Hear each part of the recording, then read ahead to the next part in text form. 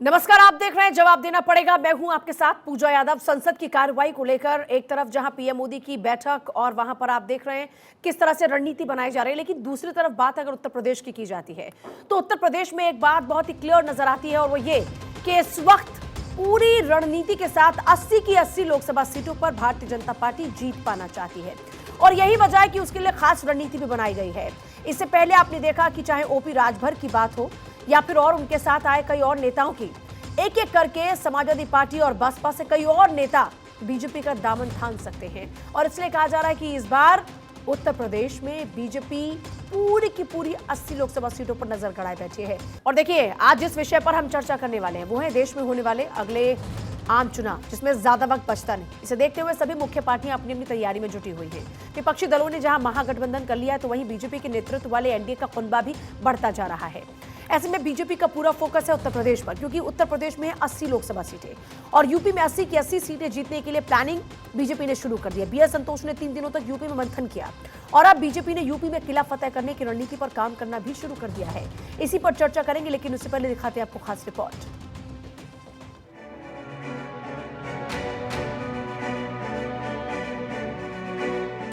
अब की चाहिए 80 में 80, बीजेपी ने कमर कसी।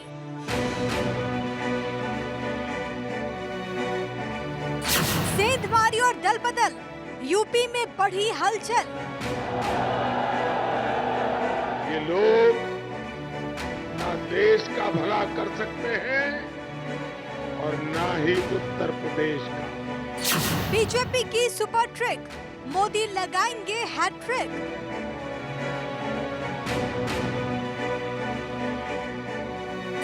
विपक्षी कोशिश होगी नाकाम, बोलेगा योगी मोदी का काम। विरोधियों पर प्रेशर, मच गई है भगदड़। तैयारी है कुछ ऐसी, सीटें मिलेंगी 80 में 80।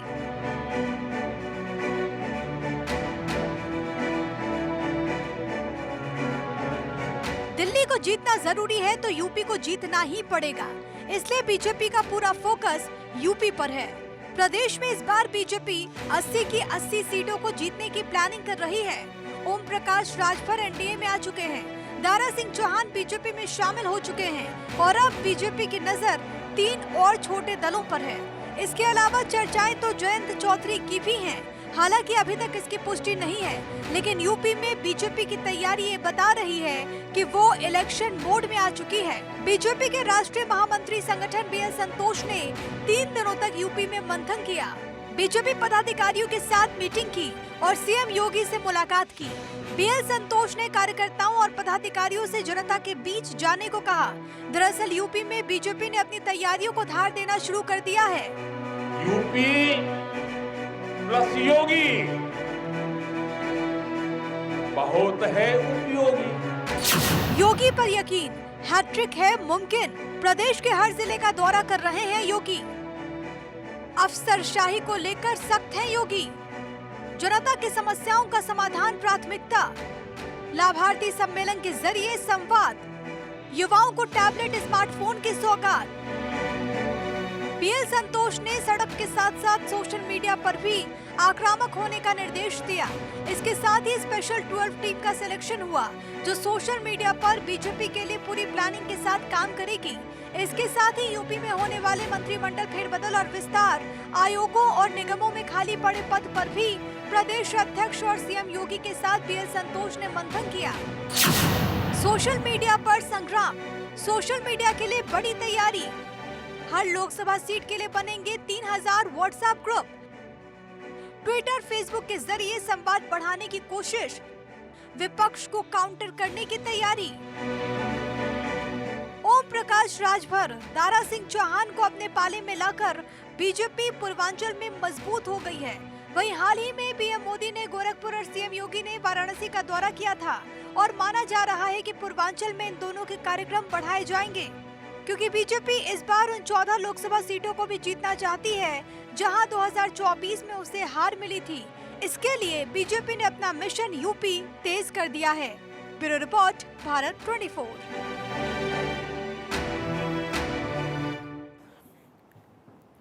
देखिए 2022 के विधानसभा चुनाव में भारतीय जनता पार्टी ने इतिहास बनाया और ऐतिहासिक जीत योगी आदित्यनाथ की रही और एक बार फिर से बीजेपी की सरकार बनी। और जरा सोचिए 3 दशकों बाद ऐसा हुआ था उत्तर प्रदेश के अंदर। कई रिकॉर्ड तोड़ते हुए मुख्यमंत्री योगी आदित्यनाथ ने उत्तर प्रदेश की कमान को एक बार फिर से संभाला। लेकिन उस जीत के साथ ही एक जो गम था वो इस बात का कि वोट परसेंटेज बीजेपी का पिछली बार के मुकाबले कम हो गया। हाँ, जीत जरूर हासिल की और समाजवादी पार्टी के वोट परसेंटेज में पिछली बार के मुकाबले इजाफा हुआ और सीट भी बढ़ी। लेकिन ये सब क्यों हुआ? समाजवादी पार्टी ने कहा कि साहब हमने सबको साथ लाने की कोशिश की और जो हमारा गणित था वो काम कर गया। हालांकि हम जीते नहीं, लेकिन फिर भी हमने बीजेपी को कड़ी टक्कर दी। चर्चा की शुरुआत करते क्योंकि बीजेपी ने यह तय किया है कि उत्तर प्रदेश की इस बार 80 की 80 लोकसभा सीटें बीजेपी के खाते में जानी चाहिए।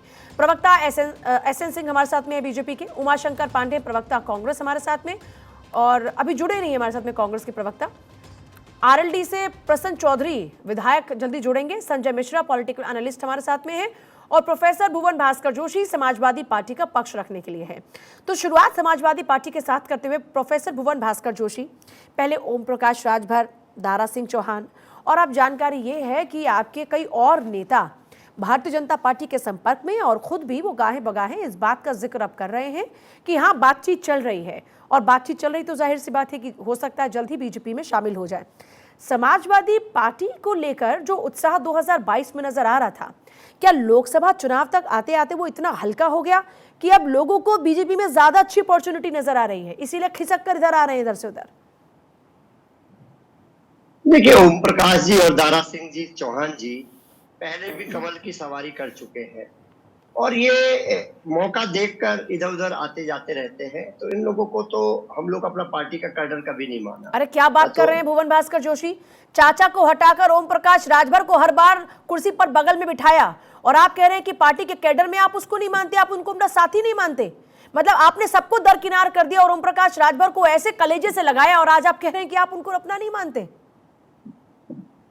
देखिए, जब मैं आपको बताना चाहता हूँ आदरणीय पूजा जी, जब गठबंधन में हम लोग होते हैं तो अपने साथियों को सम्मान देने की माननीय अखिलेश यादव जी की परंपरा है। माननीय मुलायम सिंह जी उस परंपरा को निर्वाह करते थे और माननीय अखिलेश यादव जी उस परंपरा को निर्वाह करते हैं।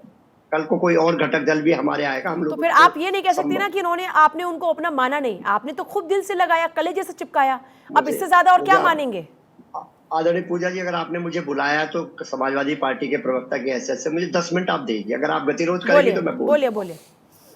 मैं आपको बहुत जिम्मेदारी से कहना चाहता हूँ, माननीय राजभर साहब हो गए और माननीय दारा सिंह चौहान जी हो गए, ये पहले भी कमल की सवारी कर चुके थे और ये फिर हमारे साथ आए और फिर चले गए। तो ये समाजवादी पार्टी का कैडर नहीं है। जो समाजवादी पार्टी का जो कैडर है वो माननीय अखिलेश यादव जी के नेतृत्व में पूर्णतः एक मत उनके साथ है। और दूसरा विषय मैं आपको बताना चाहता हूँ, कभी भी हम लोग दावा नहीं करते। अच्छा, मैं इन सब में विस्तार से इन पर बात करूंगी, लेकिन ये सुषमा पटेल, साहब सिंह सैनी, राजपाल सैनी और जगदीश सोनकर जिनका जिक्र हो रहा है कि ये बीजेपी में जाने वाले हैं, ये वाकई जाने वाले हैं या फिर समाजवादी पार्टी के मुखिया की ये जिम्मेदारी बनती है परिवार के प्रमुख होने के नाते कि वो सबको अपने साथ बांध कर रखें? तो इनसे कोई बातचीत हुई है क्या?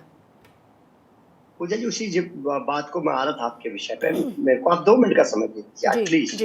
मैं आपसे कह रहा हूँ, मैं आपको बताना चाहता हूँ कि जो समाजवादी पार्टी है वो एक मुश्त है माननीय अखिलेश यादव जी के नेतृत्व में। और मैं आपको जिम्मेदारी से ये भी बताना चाहता हूँ, हम लोग कभी दावा नहीं करते हम विश्व की सबसे बड़ी पार्टी है। आज प्रश्न जो है भारतीय जनता पार्टी पे लगा है कि विश्व की सबसे बड़ी पार्टी दावा करती है कि उसके पास सबसे ज्यादा कैडर है, माननीय योगी जैसा वैश्विक चेहरा है, योगी जैसा हिंदुत्व है, फिर उनको क्या जरूरत पड़ी है कि वो पार्टियों की तोड़ मरोड़ करे?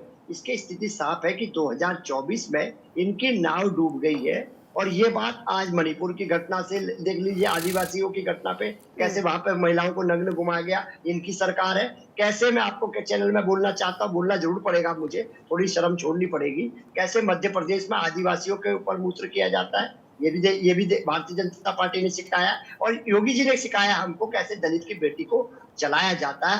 हाथरस की घटना के बाद कैसे किसानों पर कैसे थार चढ़ाई जाती है, ये भी योगी जी की सरकार ने हमको सिखाया है। तो मैं तो कह रहा हूँ कि इनके कारनामे इतने बड़े हो चुके हैं कि इनकी विदाई अब तय हो चुकी है। ठीक है, मतलब आप ये कह रहे हैं कि 2022 में तो ये सारे मामले काम नहीं कर पाए, लेकिन 2024 के लोकसभा चुनाव में ये सारे मुद्दों को विपक्षी एकजुटता मजबूती के साथ उठाएगी और बीजेपी को हार का स्वाद चखाएगी। आपकी बात पूजा जी, हमें और मैं आसान थोड़ा- कर देती पूजा है। नहीं, पूजा जी आपका विषय थोड़ा आपने गलत विषय बता दिया। मैंने कहा ये कुछ विषय इनमें से जो थे 22 के मुद्दे थे, 24 में जो ये नया कांड हुआ है, जो मूत्र कांड हुआ है, ये नया कांड हुआ है अभी, जो मध्य प्रदेश में घटना घटी है, जो मणिपुर में घटना घटी है महिलाओं के, पूरा देश नहीं पूरे विश्व में भारत की छवि को थू हुई है। और ये केवल आदरणीय मोदी देखिए, जी मैं के इसलिए आपको ये बात कह रही हूँ। खैर, मेरा लंबा वक्त आपके पास ही चला जाएगा, क्योंकि देखिए हाथरस कांड था जिसका जिक्र बहुत ज्यादा हुआ, उसके बाद भी फिर भी वहां की जनता ने बीजेपी को मौका दिया। मैंने शुरू में जिक्र किया कि वोट परसेंटेज घटा और इस बार उन्होंने फोकस करना शुरू कर दिया। एसएन सिंह साहब, ये विपक्ष पार्टी के जो प्रवक्ता हैं वो ये कह रहे हैं कि साहब आप तो कहते हैं कि आपका कुनबा बहुत बड़ा है और आपको किसी की जरूरत नहीं है, तो आप इतना डर गए हैं कि अब इनके यहाँ से लोगों को उठा उठाकर अपने पास बिठाएंगे। पूजा जी एक कहावत है, छड़े रुष्टा छड़े तुष्टा रुष्टा तुष्टा छड़े छड़े। ये समाजवादी पार्टी और कांग्रेस को हो क्या गया है? कुछ दिन पहले कहते थे कि मेरे साथ संपर्क में बहुत सारे लोग हमारे संपर्क में है। अरे भैया, संपर्क में आपके और साथ भारतीय जनता पार्टी का दे रहे। चूंकि पूजा जी ये 2024 में लोकसभा का चुनाव और सब लोग जानते हैं, उत्तर प्रदेश में देख लीजिए कांग्रेस 0 पर और जो समाजवादी पार्टी है 3 में न 13 में चुनाव लोकसभा का। जब लोकसभा का चुनाव हो रहा है, जीरो कहाँ है? अभी तो एक सीट है ना उनके पास में। भाई सोनिया गांधी तो है ना वहां से सांसद।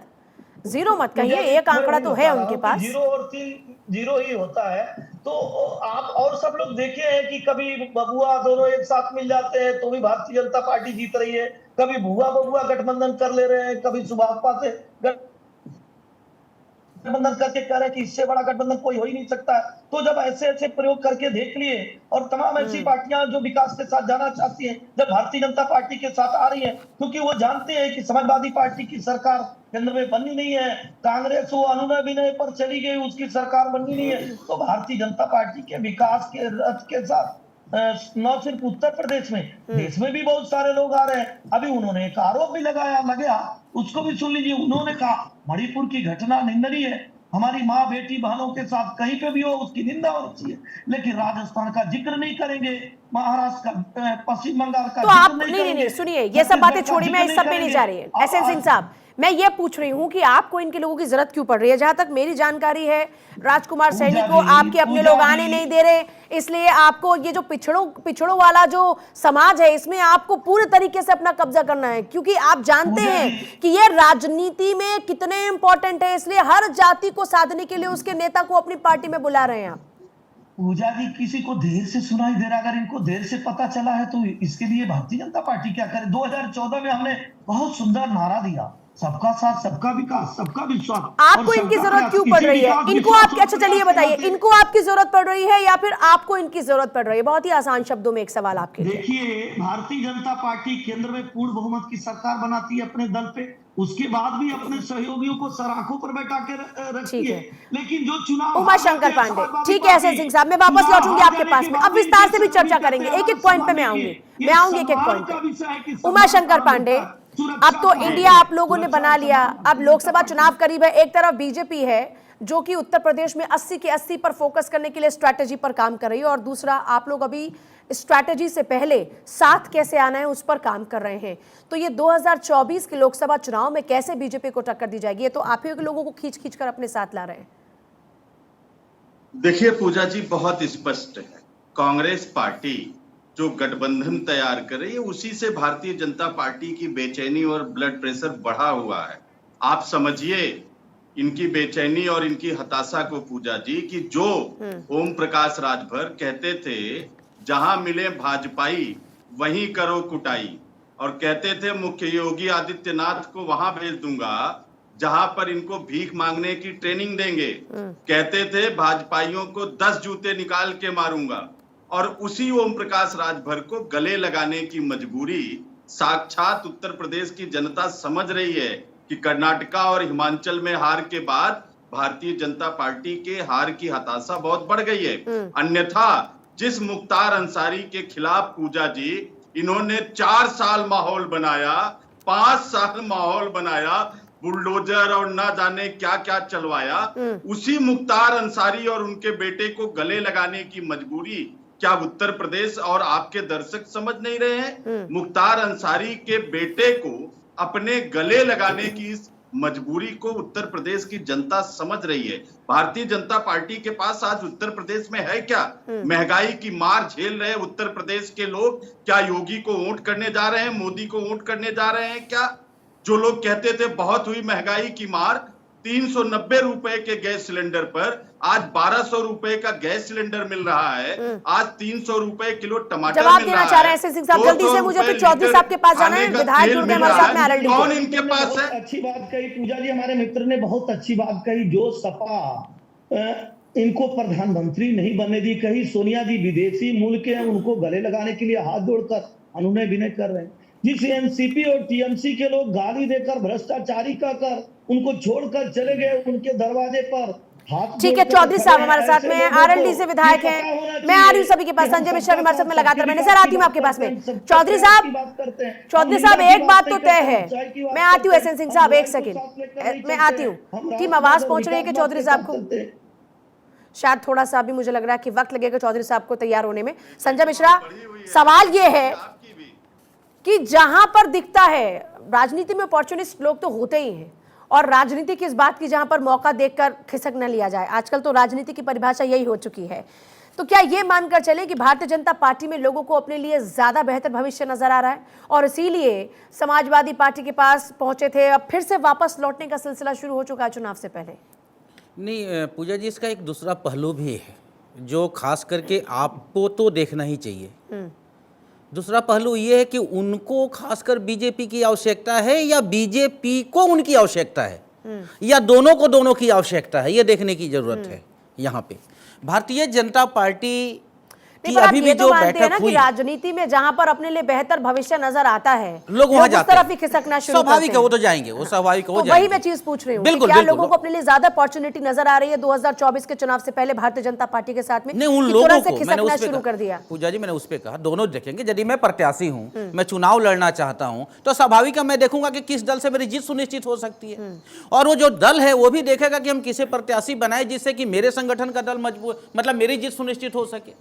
ये दोनों के लिए जरूरी है, वो कोई मुद्दा मतलब कोई विशेष नहीं। और खास करके जो उत्तर प्रदेश में 2-4 नेता ऐसे हैं, उनके ऊपर तो चर्चा करने की कोई आवश्यकता नहीं। वो सपा, बसपा, कांग्रेस, भाजपा, वो किसी भी दल में जा सकते हैं और अपने जाति के नाम पर जो राजनीति वो कर रहे हैं, जिसके विरोधी है भारतीय जनता पार्टी। भारतीय जनता पार्टी जाति की राजनीति नहीं करती है, धर्म की राजनीति नहीं करती है। वो सबका साथ, सबका विकास की बात करेगी, लेकिन एक एक व्यक्ति को जोड़ेगी कि ये जाति वाला है इसको जोड़ो, ये जाति वाला इसे तोड़ो। ये जहां तक हमें दिख रहा है कि जो अभी उत्तर प्रदेश और देश की राजनीति में जो है। मैं आपके पास आती हूँ चौधरी साहब, एक सवाल है जो रह रहकर मन में आ रहा है। सब कह रहे हैं कि आजकल जयंत चौधरी भी जा सकते हैं बीजेपी में, ऐसा है क्या? मतलब आपकी तो अपने नेता से बात होती होगी। ये तो है कि पश्चिमी उत्तर प्रदेश में पिछली बार नाको चने चबवा दिया आप लोगों ने साथ मिलकर बीजेपी को, तो क्या ऐसा तो नहीं कि जयंत चौधरी को भी बीजेपी में ज्यादा अच्छा भविष्य नजर आ रहा है? नहीं, आप सब लोग देख भी रहे होंगे 10-5 दिन से जो सोशल मीडिया पे खबरें भी चल रही है, आदरणीय चौधरी जयंत सिंह जी के भी ट्वीट आ रहे हैं। क्या उस सबको अंदाजा नहीं लगा कि हम इंडिया में जा रहे हैं? चौधरी साहब इंडिया में जा रहे हैं, वो बेंगलोर मीटिंग में भी गए, फिर भी कोई शक रह गया है। तो चौधरी साहब बीजेपी गए, बिल्कुल जाने वाले नहीं है। चौधरी साहब भाई जो नया गठबंधन इंडिया के नाम से बना है उसमें है, और हमेशा जो सत्ताधारी पार्टी है जो वो लोगों के ऊपर जाति करती है या जो उसकी ऐसे कार्य हैं जो जनता के फेवर में नहीं है, और उनके खिलाफ उन लोगों को इकट्ठा करके और सरकार के खिलाफ आवाज उठाने का कार्य आदरणीय चौधरी जयंत सिंह जी कर रहे हैं। वो हमेशा इंडिया में है और इन जातियों के खिलाफ आवाज उठाते रहेंगे, चाहे प्रदेश में देश में कोई भी घटना हो। हमेशा आदरणीय चौधरी जयंत सिंह जी ने वो आवाज उठाई है, और अब भी किसानों की आवाज, मजदूरों की आवाज आदरणीय चौधरी जयंत सिंह जी उठाते हैं। ये उपचुनाव में जो जीत हासिल हुई उसके बाद में बड़ा कॉन्फिडेंस है क्या? क्योंकि खतौली में जिस तरीके से बीजेपी को हरा दिया, और उसके बाद ये कॉन्फिडेंस और ज्यादा बढ़ा है क्या कि बीजेपी को टक्कर देने के लिए जयंत चौधरी उनकी पार्टी एक बार फिर से खड़ी हो चुकी है? आपकी जब कोई कार्य करते हैं, आदरणीय चौधरी जयंत सिंह जी ने वो सीट खाली कराई नहीं तो बीजेपी उसे लड़ाना चाहती थी और फिर मेहनत करके अपने उम्मीदवार को वहां से जिताया। कॉन्फिडेंस बढ़ा हुआ है और उनके साथ जनता है, जनता ने उनके फेवर में फैसला दिया है और जनता भारतीय तो ये जनता आपके पार्टी के साहब खिलाफ सिंह सैनी सुना है कि भारतीय जनता पार्टी में जा रहे हैं, इनके जाने से पश्चिमी उत्तर प्रदेश में पार्टी को कोई नुकसान होगा क्या? भाई आप गठबंधन में हैं, अब आप चाहे इस बात को इनकार करें कि जातियां मैटर नहीं करती, पर जातीय गणित तो बहुत मैटर करता है राजनीति में। एक ऐसी सच्चाई है जिसको कोई कितना ही नकारे, लेकिन ये हकीकत है। नहीं, जब वो जा ही नहीं रहे उस बारे में सोचना ही क्या है। और जाति की और धर्म की बात तो बीजेपी करती है, हम जाति की धर्म की बात नहीं करते।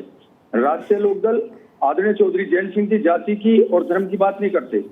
हम सब लोग और राष्ट्रीय लोकदल और आदरणीय चौधरी जयंत सिंह जी, लेकिन जिनका वोट बैंक ही जाति से ज्यादा है, अगर वो ऐसी बातें करते हैं तो थोड़ा सा अजीब लगता है सुनने में। खैर चलिए, अच्छी बात है आप लोग एकदम स्ट्रेट फॉरवर्ड ये बात नहीं कहते। एसएन सिंह साहब, बात वही आ गई, 80 की 80 लोकसभा सीटों पर इतना फोकस किया जा रहा है। पिछली बार भी तो आपको 62 सीटें हासिल हुई और इस बार ये आंकड़ा और बढ़ाने पर इतना जोर है, तो क्या कहीं और से नुकसान हो रहा है जिसकी भरपाई यूपी से करने की कोशिशें शुरू हो चुकी हैं, या फिर पिछले रिकॉर्ड को तोड़ने के लिए ये तमाम कोशिशें जारी हैं? नहीं पूजा जी, देखिए किसान जो है अगर वो खेत में अच्छे से कार्य नहीं करेगा, जो जवान है वो सीमा पे अगर तैयारी से नहीं जाएगा, और जो शिक्षा में विद्यार्थी है अगर बिना तैयारी के बैठेगा तो वो लास्ट में ईवीएम पर सवाल उठाएगा, चुनाव आयोग पर सवाल उठाएगा, जैसे विपक्षी पार्टियां करती हैं। भारतीय जनता पार्टी वो तैयारी के साथ चुनाव में जाती है और इस नाते उसकी भागीदारी ज्यादा होती है। एसएन सिंह साहब, एक सवाल मेरे मन में आ रहा है, रोकते हुए मैं उस सवाल पर आपसे जवाब चाह रही हूँ। मुझे 2014 का लोकसभा चुनाव याद है जिसमें प्रत्याशी को लोग जानते भी नहीं थे। पीएम मोदी के नाम की हवा ऐसी चली थी कि लोगों ने पीएम मोदी के नाम पर उनको भी जिता दे जिनका कभी जिक्र तक उन्होंने ना सुना हो। आपके पास अब एक तुरुप का इक्का है, तो फिर आपको इन नेताओं की जरूरत क्यों पड़ रही है? आपको इनके साथ अपना कुंभा बढ़ाने की जरूरत क्यों पड़ रही है? नहीं पूजा जी, देखिए भारतीय जनता पार्टी 2019 में चुनाव लड़ती है और 224 ऐसी सीटें होती हैं जहां वो 50% से अधिक वोट पाती है। केंद्र में पूर्ण बहुमत की सरकार बनाती है, उसके बाद भी सर आंखों पर विरोधियों, विपक्षी जो सहयोगी होते हैं उनको बैठाने का कार्य करती है। भारतीय जनता पार्टी जो नारा दी है इसी नाते दी है, हमको सबका साथ चाहिए, सबका विकास करना है। तो धोखेबाजों के साथ फिर से क्यों जुड़ना चाहते हैं? ओम प्रकाश राजभर की बात हो, दारा सिंह चौहान की बात हो, ये वो लोग हैं जो आपकी पार्टी को छोड़ कर गए, आपका साथ छोड़ के गए, फिर उनको अपने साथ क्यों जोड़ रहे हैं? बाहर चले गए तो उनको खराब कहें सिर्फ तौर पे। जो लोग आपको छोड़कर चले गए, जो धोखेबाज निकले, उनके साथ में फिर से जुड़ने का क्या मकसद है? जल्दी से बताइए, मुझे बाकी लोगों की तरफ रुख करना है। देखिए पूजा जी, हर आदमी की अपनी राजनीतिक महत्वाकांक्षा होती है और होनी चाहिए, लेकिन हमें चाहिए कि हम अपनी विचारधारा आप जान रहे, इसका मतलब आप ये जान रहे हैं और ये बात कह नहीं पा रहे हैं कि जो यूपी का गणित है उसमें जातियां मैटर करती हैं। विचारधारा हमसे अलग थी। राम जन्मभूमि पर 370 पे जेडीयू हमारे साथ थी, उसकी विचारधारा। उमाशंकर पांडे, पिछली बार तो बहुत बुरी हार कांग्रेस की हुई। उमाशंकर पांडे, अगर इंडिया मिल भी जाए, मैं तो कह रही हूँ कि इंडिया अगर साथ इंडिया आ भी गए, सारे दल साथ आ भी गए, तो यूपी में क्या और कैसे चमत्कार आप लोग करेंगे? पिछली बार आपके पास 1 सीट, सपा के पास 5 सीट, बसपा के साथ बसपा आपके साथ है नहीं, इसके बाद 10 सीटें थी। तो कैसे 80 की 80 लोकसभा सीटों पर आप लोग जीत हासिल करेंगे? मैं उस रणनीति को जानना चाह रही हूँ। देखिए पूजा जी, चुनाव में जीत और हार ये जनता के ऊपर निर्भर करता है और पिछले 2-3 लोकसभा चुनाव में 2009 के बाद हमको निश्चित रूप से उत्तर प्रदेश में सफलता नहीं मिली है, जनता का आशीर्वाद नहीं मिला है। लेकिन हमने जनता के मुद्दों को उठाना और जनता के मुद्दों पर सड़क पर लड़ना छोड़ा नहीं। आपने देखा कि 2019 में प्रियंका गांधी जी ने मेहनत की, उसके पहले लगातार 2007, 12 और 17 के विधानसभा चुनाव में राहुल गांधी जी ने उत्तर प्रदेश की धरती पर मेहनत की और हमें पूरा उम्मीद है 2009 में जिस तरीके से लोकसभा के चुनाव में कांग्रेस पार्टी लड़की हूँ, लड़ सकती हूँ, उसके बाद आपका वोट परसेंटेज यूपी में क्या रहा? मैं वोट परसेंटेज के हिसाब से बात कर रही हूँ। पूजा जी, मैं मान रहा हूँ हमारा वोट परसेंट लोकसभा में भी कम था और हमारा विधानसभा में भी बहुत कम रहा, लेकिन हम मेहनत कर रहे हैं, जनता के मुद्दों पर हम लड़ रहे हैं और मुझे पूरी उम्मीद है। कितनी बैठकें यूपी में अब तक हुई हैं? प्रियंका गांधी की, राहुल गांधी की, खड़गे साहब की, जैसे इनके तो लगातार मंथन पर मंथन चल रहे हैं। तो ये तो बात आप जानते हैं कि कांग्रेस को वहां पर अपने कैडर की आवश्यकता है, खुद इस बात को माना था प्रियंका गांधी वाड्रा ने पिछली बार। पूजा जी, थोड़ा अनइंटरप्टेड टाइम दीजिए प्लीज। बोलिए। देखिए, हमारी बैठकें भी लगातार चल रही हैं और हमारा संघर्ष भी लगातार चल रहा है। बस मुश्किल ये है कि भारतीय जनता पार्टी के पास अपना एक बड़ा वो काला धन वाला मामला है, तो इनकी चीजें दिखाई दे रही है और हमारी तरफ तो तमाम कैमरों ने अपना ढक्कन बंद कर रखा है। ठीक है, भुवन भास्कर जोशी, पिछली बार तो विधानसभा सुनिए, चुनाव से पहले खूब मेरी बात जल्दी से मेरी सर। बात हाँ, हाँ, आप देखिए हाथरस के मुद्दे पर कौन लड़ता दिखाई दिया, लखीमपुर खीरी में इनके थार के सामने कौन खड़ा रहा, तो बुंदेलखंड की लड़ाई हो कौन लड़ता नजर आया, बनारस का कांड हो कौन लड़ता नजर आया, कांग्रेस पार्टी ही लड़ती नजर आई। और आप जो कुनबे की बात कर रही है, उत्तर अब ये क्या कमेंट्री कर रहे हो? अरे एसएन सिंह साहब बोलने तो दीजिए उनको। क्या कर रहे हो? एक सेकंड यार, प्रवक्ता और ठीक ठाक थोड़ा शांति का सहयोग करो। हमने तो नहीं आज तक किया, अब सुन लो, अब सुनो भाई, इस तरीके से चिल्लपो ना करो, इस तरीके से चिल्लपो ना करो। ओम प्रकाश राजभर तो गरिया रहे हैं, बोल नहीं निकल रही है, जूते से मारने की बात कर रहे हैं, बोल नहीं पा रहे हो, मुख्तार अंसारी को गले लगा रहे हो और हमको बोलने नहीं दे रहे हो, लोकसभा में भी नहीं बोलने देते, विधानसभा में वन बाय वन बात कीजिए प्लीज। ये क्या तरीका है बात करने का? एक सेकंड शांति से बात कीजिए, शांति से दोनों बात कीजिए, वन बाय वन बात कीजिए प्लीज। आपकी जो चोरी है, जो मक्कारी है, जो जालसाजी है, जो जुमलेबाजी है, भुवन भास्कर जोशी, एक उत्तर सेकंड, प्रदेश के भुवन साथ भास्कर, साथ मैं आप पूरे दोनों के पास आती बात है। भुवन भास्कर जनता जोशी, समझ चुकी है। पिछली बार तो ये चलिए जुमलेबाजी लोकसभा चलेगी, चुनाव की बात छोड़िए, विधानसभा चुनाव में अखिलेश यादव बहुत ज्यादा एक्टिव नजर आ रहे थे, कार्यकर्ताओं से मिल रहे थे, सब जगह पर जा रहे थे, एक परसेप्शन की लड़ाई जो लड़ी जा रही थी उसमें वो खूब परफॉर्म कर रहे थे। अभी 2024 के लोकसभा चुनाव से पहले अखिलेश अपनी पार्टी के लिए मेहनत करने की बजाय इंडिया पर इतना ज्यादा फोकस क्यों कर रहे हैं? अपने पे भरोसा नहीं है क्या? अभी अपनी पार्टी को भी तो अपने स्तर पर भी तो प्रयास करना चाहिए। वो रथ यात्रा नजर नहीं आ रही, चाचा भतीजे अब साथ हो गए, तब भी वो चीजें नजर नहीं आ रही। पहले तो मैं बताना चाहता हूँ भारतीय जनता पार्टी के जो प्रवक्ता उनकी बात को जवाब दे दूं। इस बार जो इनका जो लाभार्थी वर्ग है वो इनको हराने जा रहा है। इनका लाभार्थी वर्ग कौन है मैं आपको बताना चाहता हूँ। हेमंत विश्वा जी आए, मुख्यमंत्री बन गए, इनका लाभार्थी वर्ग है। आज जनता के बीच में हेमंत विश्वा साहब को लेके जाएंगे। अजीत पवार पे जिन पे प्रधानमंत्री कहते थे 7,000 करोड़ का घोटाला करा, हेलो हाँ सुन रहे हैं आपको, 7,000 करोड़ का घोटाला करा, वो आज मुख्यमंत्री बन गए। आज उनको साथ लेके इनको घूमना है। आज वो लाभार्थी वर्ग हो गया। छगन भुजबल साहब इनके लाभार्थी वर्ग है, हसन मुशर्रफ इनके लाभार्थी वर्ग है, आज शुभेंदु अधिकारी, मुकुल राय, ये सब इनका लाभार्थी वर्ग है। ये जनता इनके बारे में जान चुकी है और जनता इनको जवाब देने जा रही है। अब कहना चाहता हूँ, राष्ट्रीय अध्यक्ष माननीय अखिलेश यादव जी ने स्पष्ट तौर पे कहा है कि समाजवादी पार्टी जो विपक्ष के एकता के लिए प्रयास करेगा सबसे आगे दिखाई देगी। आदरणीय ममता जी ने वो प्रयास करा, चंद्रशेखर राव साहब ने वो प्रयास करा। तो प्रयास ट्विटर पे चलेगा क्या? अच्छा ये बताइए, वो प्रयास ट्विटर पे चलेगा या फिर सड़कों पर संघर्ष करना होगा?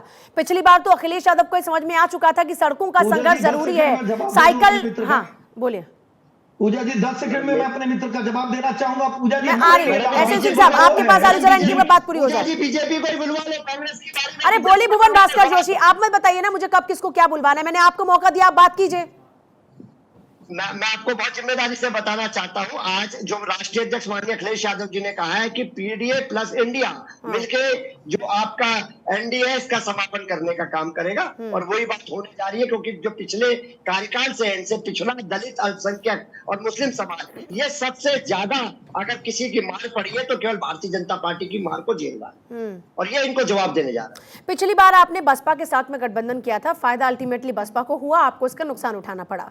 इससे पहले आप कांग्रेस के साथ भी हाथ मिला करिए। सवाल इसलिए बार बार आता है कि जब जब आपने हाथ मिलाया सपा को उसका नुकसान उठाना पड़ा। बस पिछली बार जो जयंत का साथ आपने पकड़ा और जो पिछड़ों को और साथ लेने का प्रयास आपने किया उसमें आपको कामयाबी मिली है। लेकिन अभी चर्चा इस बात की हो रही है जयंत भी जा सकते हैं, जयंत को लेकर श्योर हैं आप? देखिए ये पहले से मीडिया के साथ ही हमारे चलाने का काम कर रहे हैं, लेकिन जयंत चौधरी जी ने बंगलौर पहुंच के इस बात को जवाब देने का काम करा है और ये बात वहीं पे विराम लग गया है। और ये जो आपके और लोग जा रहे हैं, ये बात तो आप जानते हैं ना कि पिछड़ों का साथ बहुत जरूरी है अखिलेश यादव के लिए। सिर्फ यादव वोट बैंक नहीं या फिर सिर्फ मुस्लिम वोट बैंक नहीं, बल्कि और भी छोटी छोटी जातियों का साथ भी चाहिए होगा चुनाव में जीत के लिए। ये बात तो जान रहे हैं। तो ऐसे में अगर आपके नेता खिसकेंगे तो परसेप्शन तो ये गलत जा रहा है ना। इस पर क्या जवाब देंगे बीजेपी के लोगों को, या फिर इसकी काट क्या है आपके पास? देखिए इसकी काट वो एक ही है, मैंने आपको बताया, इंडिया जो हमारा गठबंधन बन रहा है प्लस पीडीए पिछड़ा दलित अल्पसंख्यक समाज जो भारतीय जनता पार्टी को जवाब देने जा रहा है 2024। ठीक है चौधरी साहब, पिछड़ा, दलित और अल्पसंख्यकों में काफी सारे लोग इधर उधर निकलकर खिसक रहे हैं, तो फिर कैसे ये पिछड़ा, दलित और अल्पसंख्यक जिनकी बात की जा रही है वो जीत दिला पाएंगे आपके विपक्ष को? आदरणीय चौधरी जैन सिंह जी और आदरणीय अखिलेश यादव जी ने पिछला चुनाव भी गठबंधन में लड़ा है और उसमें पिछड़ों को जोड़ा है, अनुसूचित को भी जोड़ा है, और अब के बार जो इंडिया बन रहा है ये बहुत महागठबंधन बन रहा है। ये बीजेपी की नीतियों के खिलाफ जो जनता इनसे नाराज है उन्हें सब इकट्ठा करके चुनाव लड़ेंगे। और मुझे ऐसा लगता है कि जो बीजेपी वाले कहते हैं ये खाता खोल लें लोकसभा में तो बहुत बढ़िया रहेगा, 25 सीट से नीचे रहेगी। तो पिछली बार तो आपने इतना जोर लगाया था पश्चिम उत्तर प्रदेश के अंदर, पर ऐसा तो नहीं कि आप बहुत बुरी तरीके से पटखनी दे पाए थे बीजेपी को, और इस बार तो ये काफी सारे पश्चिम उत्तर प्रदेश के नेताओं पर फोकस कर रहे हैं, तो इसकी क्या काट निकालेंगे जयंत चौधरी? नहीं, काट जनता है, बीजेपी के खिलाफ मुद्दे हैं। आदरणीय चौधरी जैन सिंह संघर्ष करते हैं, हमेशा संघर्ष करते तो रहेंगे। पिछली बार के संघर्षों में न वो जीत पाए न उनके पिता जीत पाए, इस बार क्या ऐसा बड़ा बदलाव करने जा रहे हैं? ऐसी क्या बड़ी क्रांति इस बार? मैडम मेरी बात सुनो, किसान ये परेशान है, गन्ने का पेमेंट हो नहीं रहा, गन्ने का भाव मिला नहीं है, जो नौजवान है उनको रोजगार मिला नहीं है, जो अनुसूचित समाज के लोग हैं उनको आरक्षण मिला नहीं है, और इनकी नीतियां इन सबके खिलाफ हैं। आज सिलेंडर का भाव क्या है? इन्होंने घोषणा करी थी कि हम सिलेंडर देंगे, वो सिलेंडर नहीं दिया। बिजली माफ करेंगे, बिजली की माफी नहीं हुई। आए दिन लोग परेशान हैं, महंगाई से परेशान है, तो जनता जवाब दे रही है। आदरणीय चौधरी जैन सिंह पर चौधरी जनता साहब के बीच में रहते हैं, जनता के मुद्दे उठाते हैं। चौधरी साहब, पिछली बार तो ये सारे मुद्दे आपने उठाए थे, आप उस वक्त तो किसान आंदोलन भी एकदम गर्मा गर्म था और तभी के तभी बस खत्म हुआ था, उसके बाद सरकार झुक गई थी, तब तो इतना ज्यादा हॉट बना हुआ था ये विषय, तब आप पटखनी नहीं दे पाए, अब तो फिर भी मामला बहुत ठंडा हो गया।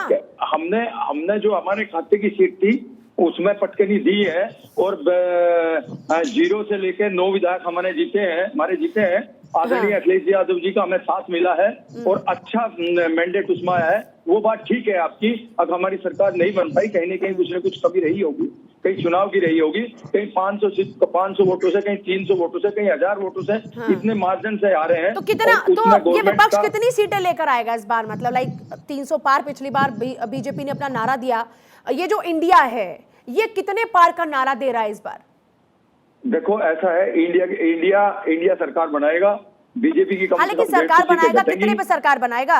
200 पार पे सरकार बनाएगा कि 300 पार पे सरकार बनाएगा? कितने पे सरकार बनाएगा? लगभग 300 पार। 300 पार। संजय मिश्रा, विपक्ष कह रहा है कि 300 पार।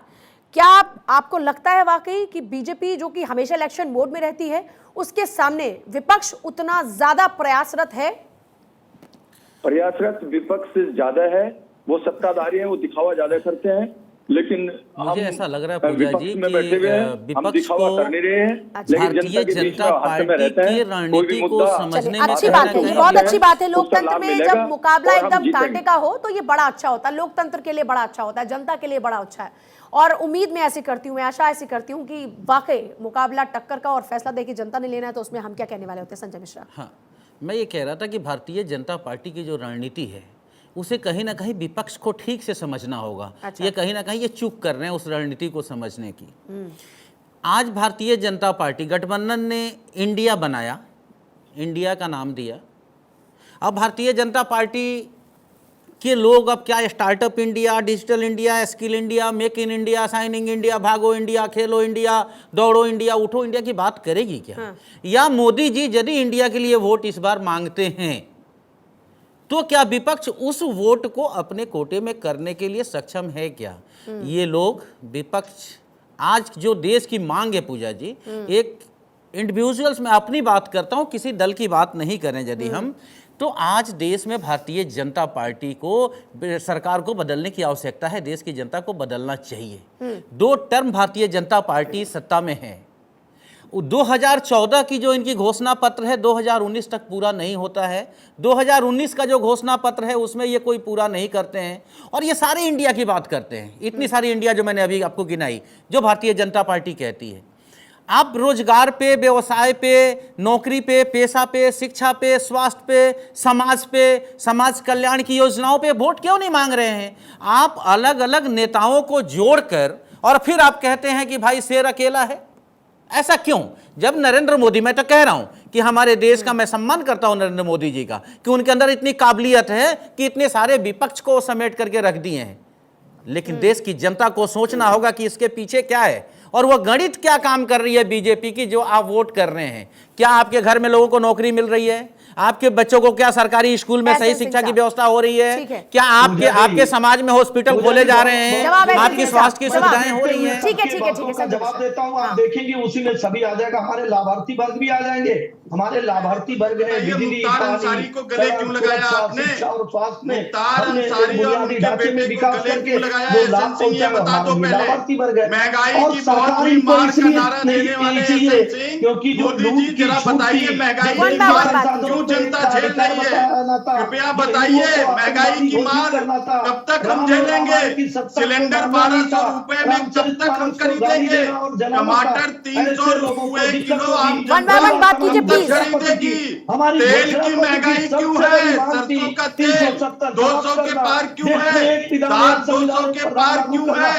अदरक 300 के पार क्यों है? बेरोजगारी 45 साल के ऐतिहासिक रिकॉर्ड स्तर पर रहे क्यों है? ये तो बता दीजिए। चाइना को ला के दिखाते झूला झुलाने वाले प्रधानमंत्री, एक सेकंड बात करते हैं ना, एक सेकंड चाइना का एक सेकंड। एहसन सिंह साहब, आप बीजेपी के लिए यूपी में जमीन कैसे तैयार कर रहे हैं?